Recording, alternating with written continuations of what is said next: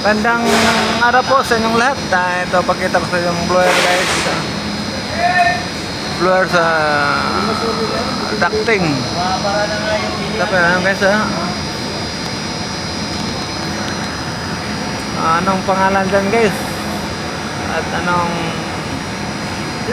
ano yan? Tawag dyan blower na yan. Kayo magsabi dito guys, comment yung nakakaalam lang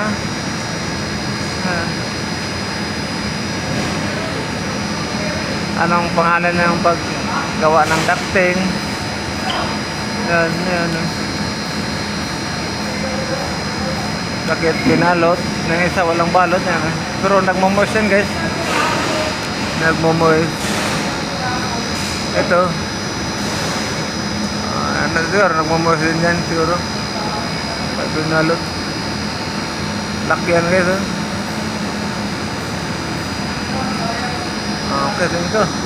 Comment lang sa nakakalam yan bakit ganyan sila. Ayan. Okay, thank you.